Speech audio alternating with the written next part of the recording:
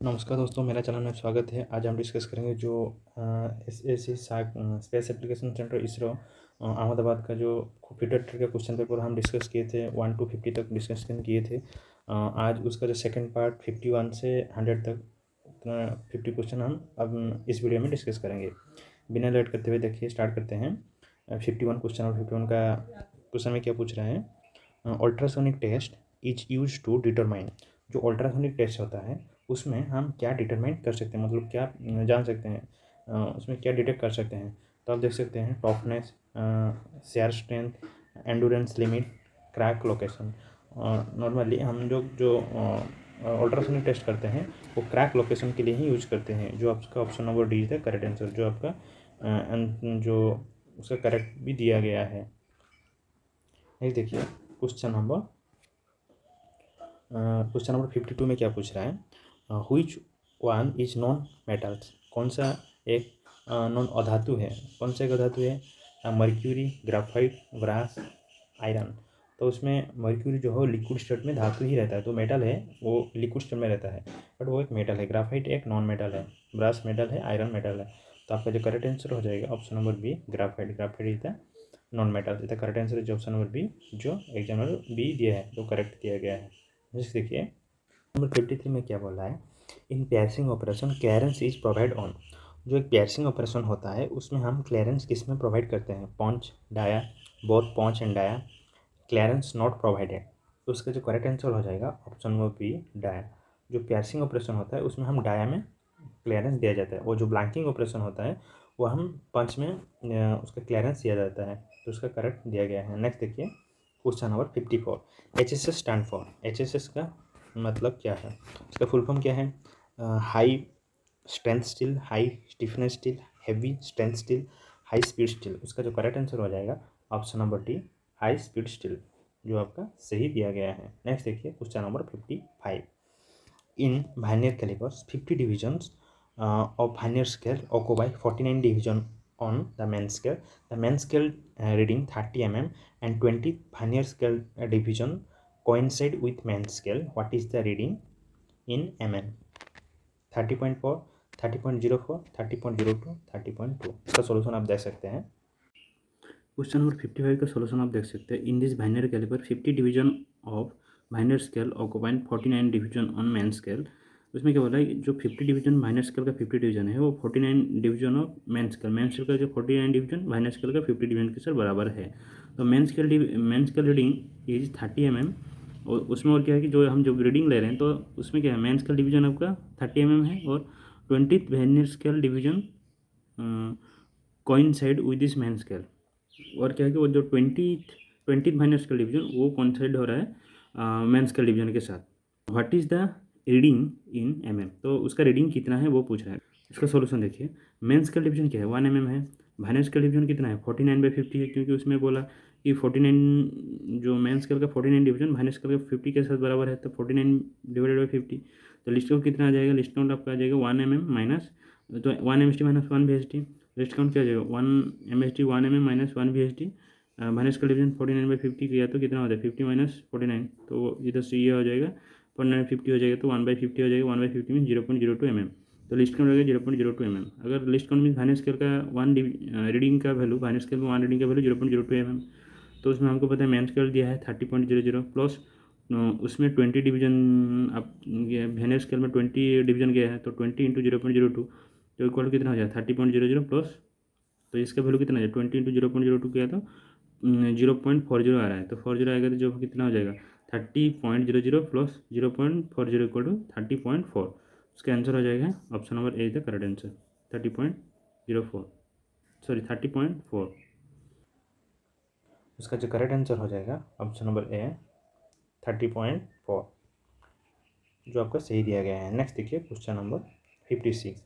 The side of rectangle area in ratio 2:3 if the shorter side is 100 mm, the perimeters of a rectangle is in mm is dash।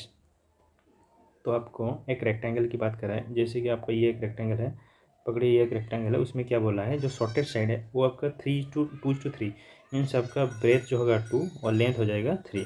अगर उस हिसाब से देखा जाए तो shorter side means this two, shorter side is 100। ये अगर 100 हुआ, अगर ये 100 हुआ तो आप इसको बता सकते हैं, अगर 2 रेशियो अगर 100 हो रहा है, 3 रेशियो कितना 150 हो जाएगा। 50 100 होता है, 50 इंटू 3 जा 150 होता है। तो उसका क्या बोला है, पेरीमीटर पूछ रहा है। तो लेंथ 2 है, तो लेंथ 2 मीन्स 150 प्लस 150 300 हो गया, प्लस आपका इधर जो ब्रेथ है 100 है, इस साइड में भी 100 है, ये दोनों समान रहता है। तो ब्रेथ आपका 100 200 हो गया, तो उसका जो टोटल हो गया कितना 500। जब हम इसको पोस्ट करेंगे 500 हो गया, जो आपका करेक्ट आंसर हो जाएगा option number A is the correct answer, जो आपका एग्जामिनर सही दिया है वो करेक्ट है। नेक्स्ट देखिए question number 57।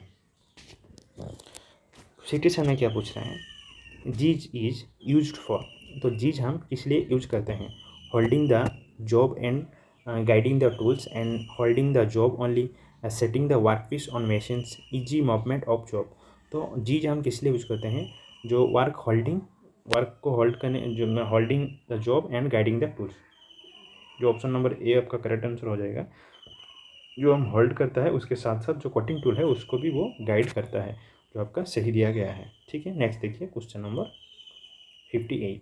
Which on the following material is having maximum brittleness. तो कौन सा एक मटेरियल है जिसमें मैक्सिमम ब्रिटलनेस रहता है, copper, cast iron, SS304, mild steel. उसका जो करेक्ट आंसर हो जाएगा option number B, cast iron. Cast iron सबसे ज़्यादा ब्रिटिल होता है, मैक्सिमम ब्रिटलनेस। ठीक है, तो उसका करेक्ट आंसर दिया गया है बी। ओके, नेक्स्ट देखिए question number 59। In grinding wheel the grade denote dash. जो ग्राइंडिंग व्हील में ग्रेड, ग्रेड किसको डिनोट करता है, किसको दर्शाता है, grain size, type of abrasive, hardness, structures. तो उसका जो करेक्ट आंसर हो जाएगा ऑप्शन नंबर सी, हार्डनेस। जो आपका हार्डनेस किस प्रकार रहता है, जो सॉफ्ट, मीडियम, हाई ऐसा रहता है ना, तो वो हार्डनेस ग्रेड को समझता है, वो समझाता है। जो आपका सी करेक्ट है, वो आपका एग्जामिनर ने भी सही दिया है, तो आपका करेक्ट है सी। नेक्स्ट देखिए question number 60। What are the fundamental units. तो कौन सा है, मूल इकाई है। मूल इकाई क्या क्या हो जाएगा, length mass volume, length mass time, length mass area, length pressure volume. तो उसका जो करेक्ट आंसर हो जाएगा option number B, length mass time. वो सभी में सिंगल सिंगल वर्ड आएगा, लेंथ में मीटर, मास में केजी, टाइम में सेकंड आएगा। बट उसमें अदर ऑप्शन जो है उसमें अगर वॉल्यूम हो गया तो वॉल्यूम में क्या हो जाएगा, मीटर क्यूब आ जाएगा, वो तो नहीं होगा। एरिया मीटर स्क्वायर होता है, प्रेशर में न्यूटन पर मीटर स्क्वायर, वो सभी डेराइव यूनिट हैं, जैसे प्रेशर, वॉल्यूम, वो सभी डेराइव यूनिट है। फंडामेंटल यूनिट जो है वो आपका बी, length mass and time. Next देखिए question number 61। Convert 40 degree Celsius in Fahrenheit. तो 40 डिग्री सेल्सियस में फ़ारेनहाइट में जब हम कन्वर्ट करेंगे तो कितना होगा। क्वेश्चन नंबर 61 क्या बोला है, convert 40 degree Celsius in Fahrenheit. तो 40 डिग्री सेल्सियस को हम फ़ारेनहाइट में कन्वर्ट करेंगे तो कितना फ़ारेनहाइट होता है वो पूछा है। तो देखिए हमको ये पता है कि C/5 इक्वल टू F-32/9। तो जो हम स्केल का चेंजेस करते हैं तो इतना ही ये फॉर्मूला आपको याद रखना है। इसके बाद क्या है, सी हमको दिया है 40 डिग्री सेल्सियस है, तो फ़ारेनहाइट में कितना होगा वो पूछा है। तो जब हम इसका पुट करेंगे तो इसमें एफ़ का वैल्यू कैसे निकलेगा, एफ़ ये बजरमोन हो जाएगा, तो ये इसके साथ इंटू हो जाएगा, ये इसके साथ इंटू हो जाएगा, तो क्या था F-32/9 होता है। F-32 इंटू 5 होगा, तो 5 इधर से इंटू होने का इधर हो गया, फिर 9C डिवाइडेड बाई 5 हो जाएगा। F-32 equal to 9C divided by 5 हो जाएगा। नेक्स्ट आपका F equal to 9C/5 plus 32 हो जाएगा, क्योंकि इसमें -32 था, इधर जाएगा तो प्लस 32 हो जाएगा। तो F इक्वल टू कितना हो जाएगा, F इक्वल टू 9 इंटू सी का वैल्यू हम पुट करेंगे तो 40 करने के बाद 5 से कट करेंगे तो कितना हो जाएगा, 5 8 जाए 40, तो 8 इंटू 9 हो जाएगा 72 प्लस 32 कितना हो जाएगा 104 degree Fahrenheit the correct answer. तो उसका जो करेक्ट आंसर हो जाएगा ऑप्शन नंबर डी, 104 फ़ारेनहाइट, जो आपका सही दिया गया है। नेक्स्ट देखिए question number 62। 1 nanometre is equal to dash micron. तो नैनोमीटर को माइक्रोन में कन्वर्ट करने के लिए पूछा है। तो पहले तो आपको ये जानना चाहिए कि माइक्रोन बड़ा है या छोटा है, माइक्रोन बड़ा है या नैनोमीटर बड़ा है। तो बड़ा है माइक्रोन, तो 1 माइक्रोन में कितना है, 1 माइक्रोन, जो 1 माइक्रोन कितना है, 10⁻6 होता है, 10⁻⁻6 सॉरी 10⁻⁻6। बट 1 नानोमीटर कितना होता है, नानोमीटर कितना होता है, नानोमीटर हो जाए 10⁻⁹ जो आपका ये बहुत छोटा है, ये बड़ा है उससे, नैनोमीटर से माइक्रोन बड़ा है। तो हम आप इससे उसको ऐसे भी लिख सकते हो जैसे कि 1 माइक्रोन इक्वल टू 6, ये 6 है, ये 9 है, तो आप ऐसे लिख सकते हो 1 माइक्रोन इक्वल टू 1000 नानोमीटर्स। ठीक है, तो इसमें पूछा है 1 नैनोमीटर। 1 नैनोमीटर इक्वल टू 1/1000 हो जाएगा, जो आपका सही हो जाएगा 1/1000, जो आपका ऑप्शन नंबर डी करेक्ट दिया है। ऑप्शन नंबर डी 1/1000 जो आपका सही दिया गया है। नेक्स्ट देखिए question number 63। Sum of two consecutive number is 43, their product is. दो कंजिक्यूटिव नंबर का सम है जो दिया है, प्लस कर दो कंजिक्यूटिव पास वाला संख्या दो दोनों का सम करेगा तो 43 होता है, उसका प्रोडक्ट कितना होगा वो पूछ रहा है। तो आप चल के दोनों के मिलाने के बाद 43 होता है, तो अगर 43 को जब हम 2 से डिवाइड करेंगे तो कितना आ जाएगा, 2 2 जा 4 एंड 2 1 जा 2, तो एक बल रहा है, ज़्यादा हो रहा है, तो ये 21 हो गया, प्लस 22 जब करेंगे उसका नेक्स्ट कंजिक्यूटिव नंबर में उसका पास वाला संख्या, तो 21 + 22 जब करेंगे तो आपका 43 आ रहा है। जब 43 आ रहा है तो मीन्स हमको पता चल गया कि यही दोनों संख्या है जो आपका हो रहा है। तब हमको अभी क्या करना है कि वही 21 और 22 को जब हम मल्टीप्लाई करेंगे उसका जो करेक्ट आंसर हो जाएगा, जब 22 × 21 करेंगे तो उसका कितना आ जाएगा, 462 आ जाएगा, जो आपका सही है। Option number C 462 is the correct answer, आपका सही दिया गया है। Option number C is the correct. Next देखिए question number 64। What is the unit of acceleration of an object. कोई एक ऑब्जेक्ट जो एक वस्तु है वो जा रहा है, एक्सेलरेशन कर रहा है, जा रहा है, तो उसका जो एक्सेलरेशन का यूनिट क्या है वो पूछा है। तो मीटर पर सेकेंड, मीटर पर सेकेंड स्क्वायर, मीटर पर मिनट, मीटर पर आवर्स। तो उसका जो करेक्ट आंसर हो जाएगा ऑप्शन नंबर बी मीटर पर सेकेंड स्क्वायर। नेक्स्ट देखिए आपको सही दिया गया है। नेक्स्ट देखिए 65। 65 में क्या पूछ रहा है, what is the size of A3 paper. A3 paper का साइज कितना है, 210 × 297 mm, 148.5 × 210 mm, 297 × 420 mm, 420 × 594 mm। तो उसका जो करेक्ट आंसर हो जाएगा ऑप्शन नंबर सी 297 × 420। ये आपको याद रखना पड़ेगा, ये ड्राइंग से क्वेश्चन था, तो आपको सही दिया गया है। नेक्स्ट देखिए question number 66। What is the included angles in degree between adjacent side of regular hexagon. एक रेगुलर हेक्सागन है, जैसे कि आप एक रेगुलर हेक्सागन मीन्स आप ऐसे कर सकते हो, जिसका रेगुलर हेक्सागन में उसका जो सभी बाहु रहता है वो सभी समान रहता है। ठीक है, रेगुलर हेक्सागन है तो उसका एक इंक्लूडेड एंगल जो दो बाहु जो ज्वाइंट करता है उस समय का जो अंदर का कर्नर, ये कर्नर कितना होता है। ठीक है, ये आपका कितना होता है, तो अब उसका निकालने के लिए एक फार्मूला है, जैसे कि आपको 180 - 360 divided by number of sides कितना है, 6 है। जब 6 से हम 360 को कट करेंगे तो कितना आ जाएगा 60। जब 180 से 60 माइनस करेंगे तो कितना आ जाएगा 120। तो आपका जो करेक्ट आंसर है 120 है, जो आपका option number B is the correct answer 120, जो आपका सही दिया गया है। नेक्स्ट देखिए क्वेश्चन नंबर 67। क्वेश्चन नंबर 67 क्या बता रहा है, when A plan is so above the elevation the projection is called. एक प्रोजेक्शन में क्या होता है, उसका जो टॉप व्यू है वो प्लेन बोलते हैं, टॉप व्यू को प्लेन बोलते हैं। तो प्लेन व्यू जो है वो टॉप व्यू वो एलिवेशन के ऊपर मतलब फ्रंट व्यू के ऊपर रहता है, तो उस प्रोजेक्शन को हम कौन सा टाइप प्रोजेक्शन बोलते हैं।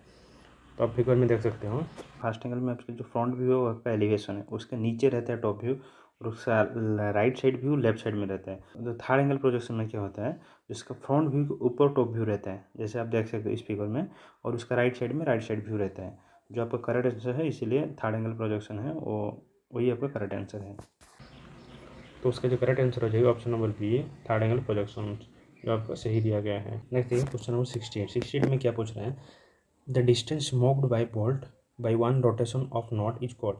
जब हम कोई नॉट बोल्ट में एक जो नॉट है, एक रोटेशन नॉट को घुमाते हैं तो क्या होता है, वो बोल्ट जो थोड़ा एक डिस्टेंस ट्रैवल करता है, तो उस डिस्टेंस जो ट्रैवल करते हैं उसको हम क्या बोलते हैं, उसको एक उसका लीड बोला जाता है, वो थ्रेड का लीड। तो आपका ऑप्शन नंबर जो है pitch, crest, throw and lead, जो लीड है ना, option number D is the correct answer, lead, जो आपका सही दिया गया है। नेक्स्ट देखिए क्वेश्चन नंबर 69।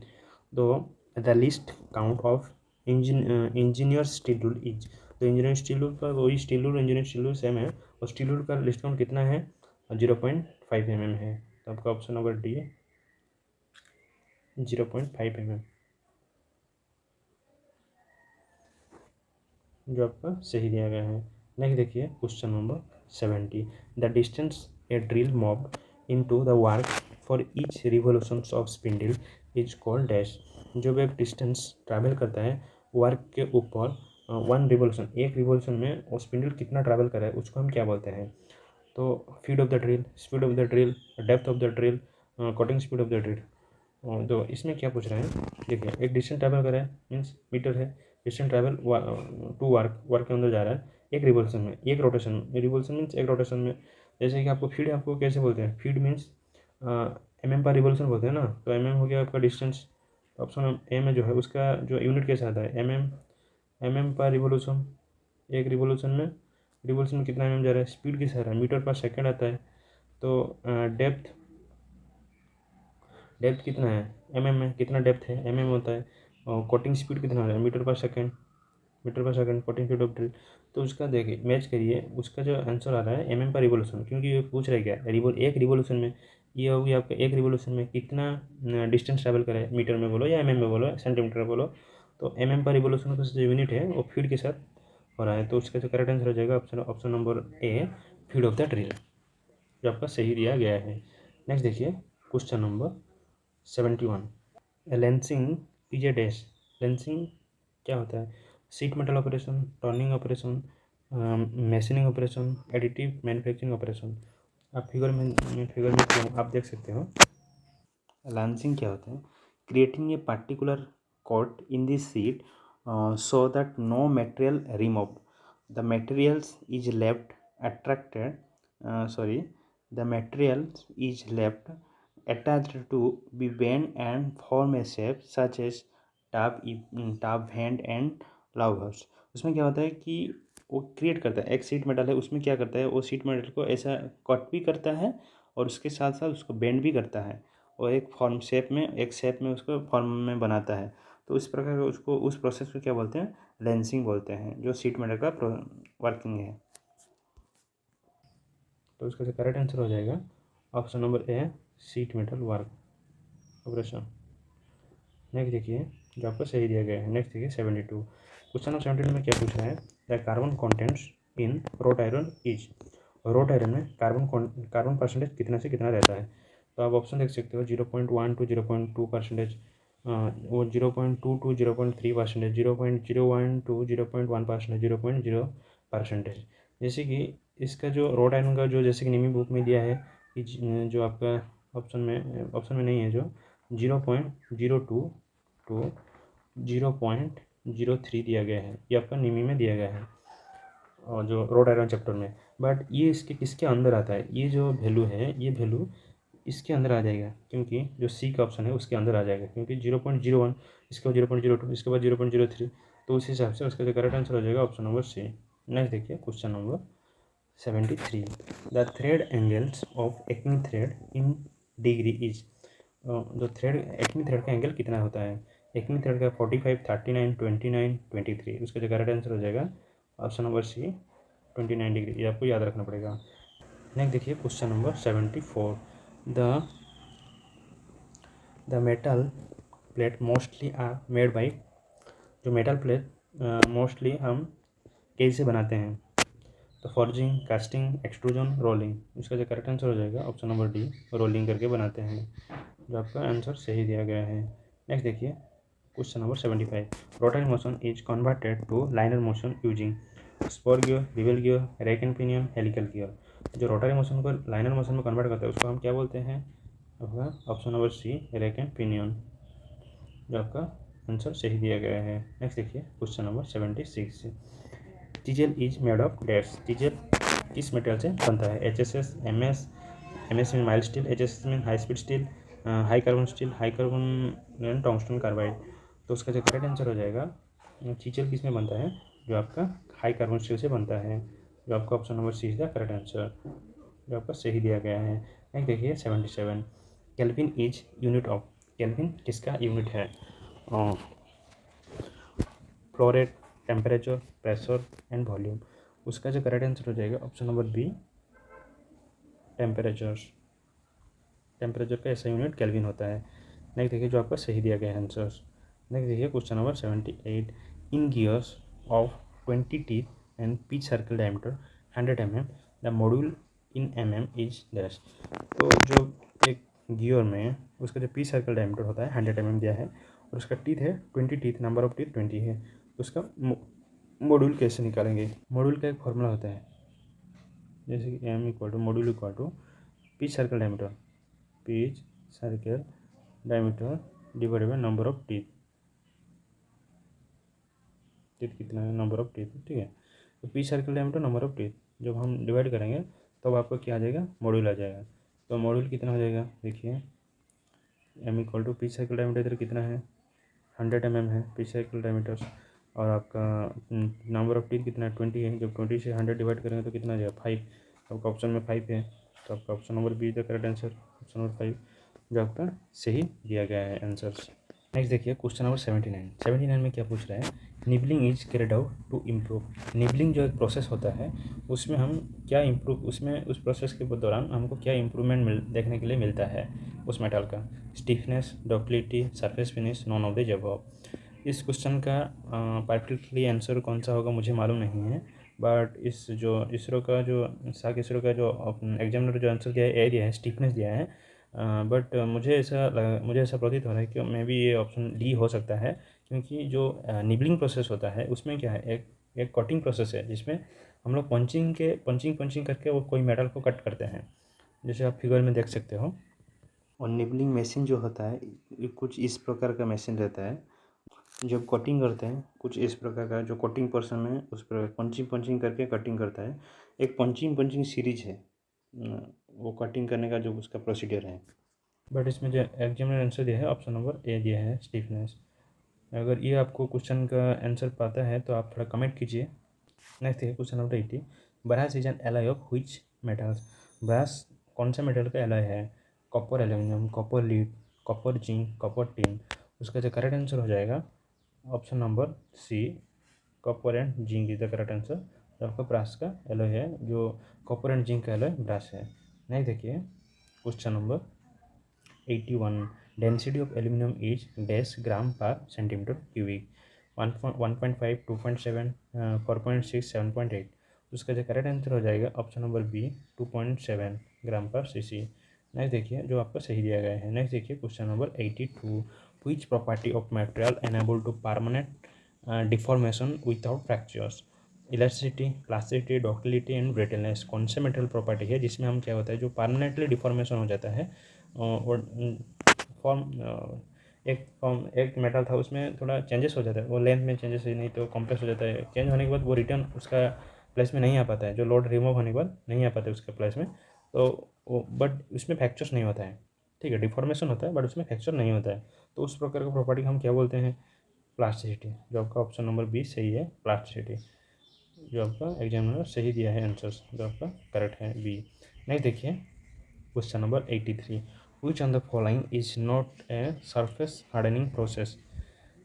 कौन सा है सरफेस हार्डनिंग प्रोसेस नहीं है, case hardening, nitrating, induction hardening, tampering.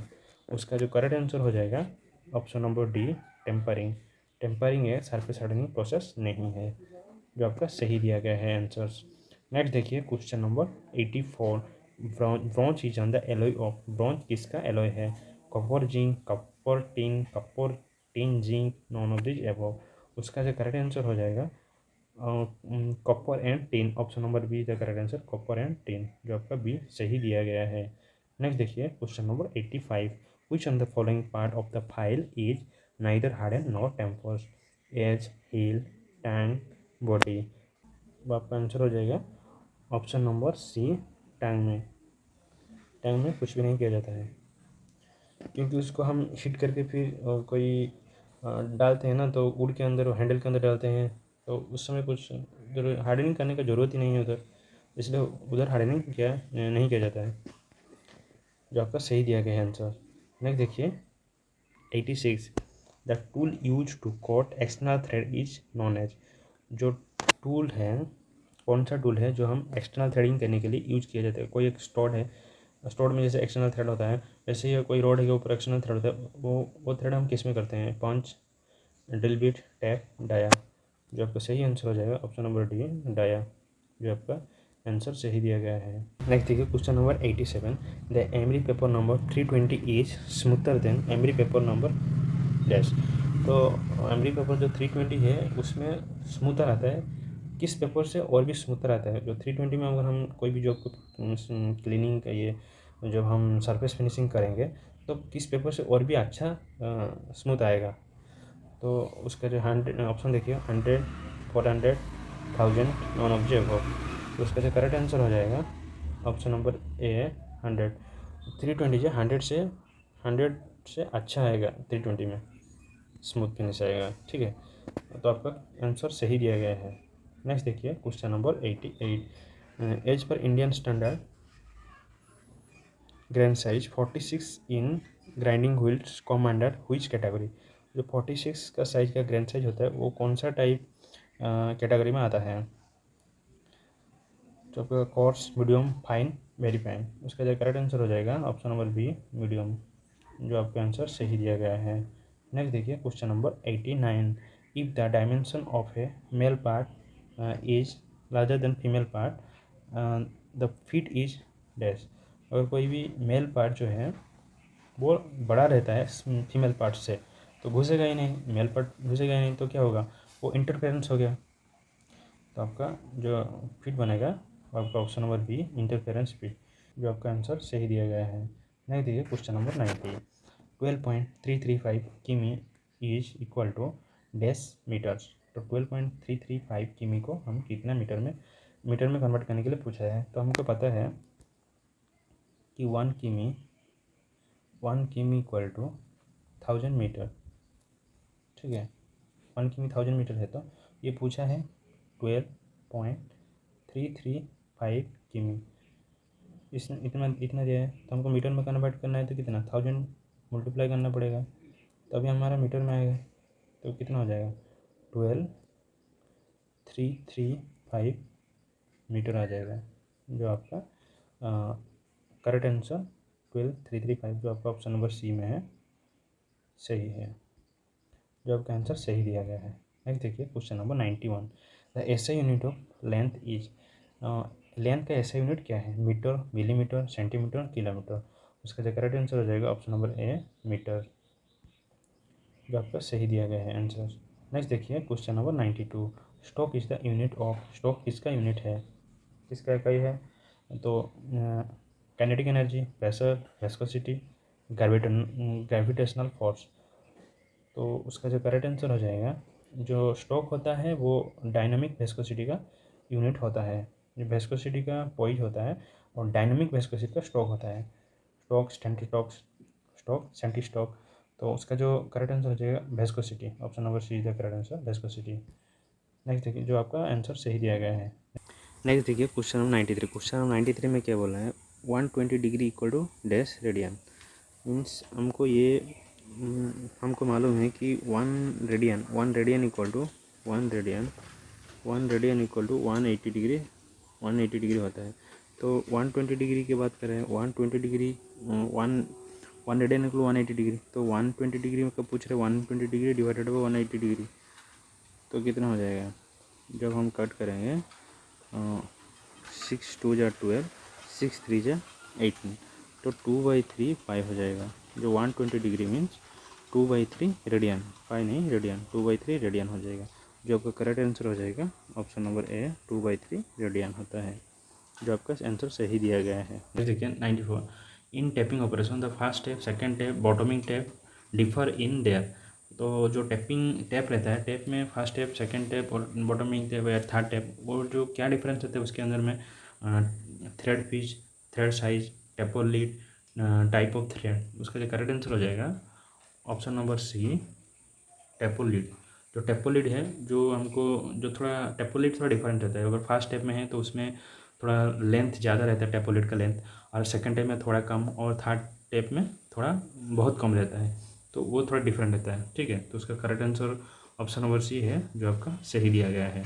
Next देखिए क्वेश्चन नंबर 95। क्वेश्चन नंबर 95 का ने क्या बोला है, how many day a mechanic take to assemble 64 machine if he assemble 8 machine 3 days।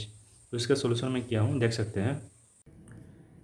Next देखिए question number 95, how many day a mechanic take to assemble 64 machine if he assemble 8 machine in 3 days। अगर कोई mechanic है जो क्या कर रहा है, वो 3 days में 8 मशीन असेंबल कर रहा है, तो उसको 64 मशीन असेंबल करना है तो कितना दिन समय लगेगा।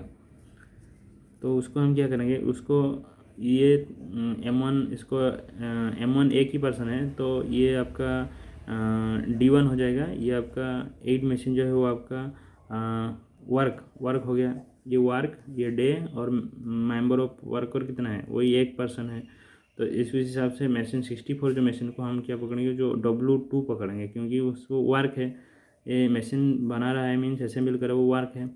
तो देखिए सॉल्यूशन कैसे करेंगे, ये फॉर्मूला आपको याद रखना है कि M1 into D1 into W2 equal to M2 into D2 into W1। तो वर्क क्या हो जाएगा, M1 D1 W2 equal to M2 D2 W1 हो जाएगा। तो इसमें क्या करेंगे, जो फुल दिया था क्या, एक दिन में एक पर्सन 3 दिन में 8 मशीन असेंबल कर रहा है, तो एक मेंबर, वही मैकेनिक जो एक मेंबर कितने दिन में 64 मशीन को असेंबल करेगा। तो जब हम इसका वैल्यू के हिसाब से हम पुट करेंगे तो 1 into 3 into 64 equal to 1 into x into जो उसको D2 लिया हूँ उसको हमको निकालने के लिए पूछा है, तो x into 8 that imply x equal to, तो क्या आ जाएगा, ये नीचे आ जाएगा 3 इंटू 64 डिवाइडेड बाई 8 करेंगे तो 8 से 64 कटेगा, तो 8 कटेगा, 8 जा 64, तो 8 इंटू 3 जा 24 डेज, तो 24 डेज लगेगा उसको 64 मशीन को बनाने असेंबली करने के लिए, उनको 24 डेज लगेगा। Option number C is the correct answer. उसका जो करेक्ट आंसर हो जाएगा ऑप्शन नंबर सी 24 डेज, जो आपका सही दिया गया है। नेक्स्ट देखिए question number 96, which strength of play crucial role in metal forming. जो मेटल फॉर्मिंग के समय में कौन सा स्ट्रेंथ क्रूशियल रोल प्ले करता है, tensile strength, sharing strength, yield strength, flexural strength. तो उसका जो करेक्ट आंसर दिया है ऑप्शन नंबर सी, जो आपका यील्ड स्ट्रेंथ। नेक्स्ट देखिए क्वेश्चन नंबर 97 में क्या पूछ रहा है, lead is lighter than. Lead किस मेटल से, उसका जो वजन कम है, लीड का वजन कौन सा मेटल से कम है। तो ऑप्शन देखिए stainless steel, mercury, aluminium, high speed steel.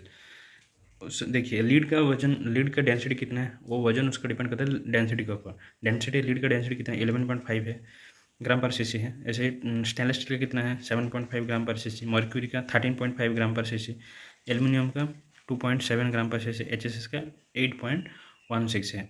तो उस हिसाब से देखा जाए तो उसका जो डेंसिटी किस, उसका जो लीड का डेंसिटी किससे छोटा रहता है, वह लीड से किसका डेंसिटी ज़्यादा रहता है। तो ऑप्शन नंबर बी जो है मर्क्यूरी, मर्क्यूरी का कितना रहता है 13.5, ठीक है 13.5 ग्राम पर सीसी। तो 13.5 रहता है, बट हमारा लीड का कितना 11.5 रहता है, तो ये कम है ये ज़्यादा है, तो इस हिसाब से उसका करेक्ट आंसर हो जाएगा ऑप्शन नंबर बी मर्क्यूरी, जो आपका सही दिया गया आंसर। 19 में क्या बोला है, a metal with thickness 7 mm and 0.1 mm respectively will be called. एक मेटल का थिकनेस 7 mm है और 0.1 mm है, तो रेस्पेक्टिवली कौन सा सही होगा, सीट होगा 7 को और 1 को 0.1 को, सीट बोलेंगे, सीट प्लेट बोलेंगे, प्लेट फॉल बोलेंगे, और सीट फॉल बोलेंगे। तो उसको आपको एक बात याद रखना है, जो प्लेट होता है उसका थिकनेस जो है, और अगर प्लेट का थिकनेस हम x पकड़ेंगे, जो x का थिकनेस हर समय 6 mm से ज़्यादा रहेगा, तभी हम क्या करेंगे उसको, हम अगर 6 mm से ज़्यादा है उसका प्लेट का थिकनेस, तो हम उसको प्लेट बोलेंगे। वैसे ही